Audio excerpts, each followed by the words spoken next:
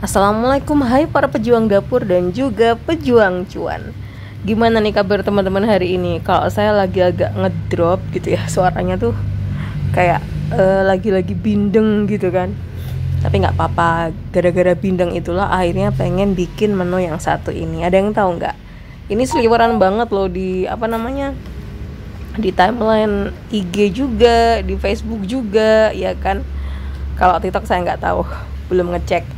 Ya, ini adalah yang lebih dikenal sebagai sambal ganja khas Aceh. Tapi sebelumnya saling support dengan cara like and subscribe di YouTube channel Emi Resna saja. Ini adalah kanal berisi tutorial masak, ide usaha dan juga sharing inspirasi. Jangan lupa juga untuk mengaktifkan loncengnya ya. Dari beberapa referensi, nama aslinya itu adalah sambal asam udeng, dikenal sebagai sambal ganja. Saya sendiri nggak tahu ya kenapa kok disebut sambal ganja. Mungkin karena saking sedepnya, saking nagihnya gitu ya.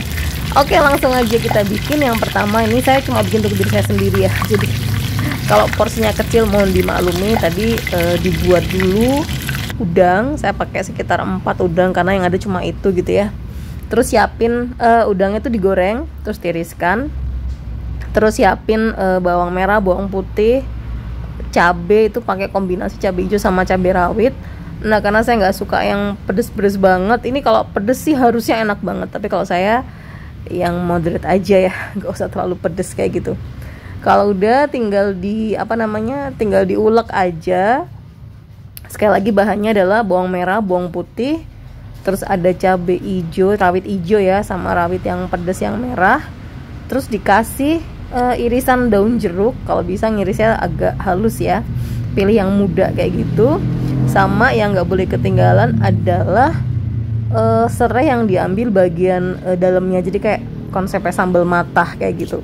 Cuma kalau sambal matah kan asemnya dapat dari lemon ya. Kalau yang ini didapatnya nanti dari bahan rahasia. Saksikan terus ya, jangan di skip, ini cuma sekitar 6 menit aja. Nah, kalau udah tinggal tambahkan udang yang sudah kita goreng tadi.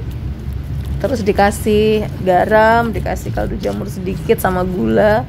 Sesuaikan taste-nya lah ya. Kalau pengen pedas lagi, sekali lagi tambahin lagi aja untuk rawit merahnya kayak gitu. Nah, dari sambal khas Aceh ini begitu kita kita ulek kayak gini kan, aromanya udah mulai menggoda selera gitu ya. Nah, yang ini jangan ketinggalan, harus ada namanya belimbing wuluh. Nah, ini guys yang bener-bener asemnya tuh bikin kayaknya tuh kayak kudu langsung makan gitu. Gimana ya? Nah, pertama kan saya udah ngebayangin tuh taste-nya si belimbing wuluh tuh kan asem ya. Akhirnya saya pakai separuh dulu kan. Terus habis saya ulek-ulek, wah gila nih aromanya enak banget, sedep banget gitu kan. Akhirnya nggak pakai lama saya tambahin, jadi saya pakai 1 belimbing wuluh. Padahal tuh asem banget, tapi rasanya tuh segernya tuh enak sekali. Nah, udah kayak gini aja udah selesai guys. Tinggal sekarang kita pikirin dimakan pakai apa ya kira-kira. Ini aja udah enak sih. Nah, terus saya pas ngebikin cak kangkung ya, saya masukin aja lah cak kangkung. Terus ada ikan asap yang digoreng sama tahu goreng. Dah itu wes mewah banget buatku guys. Langsung kita ambil aja nasi putihnya.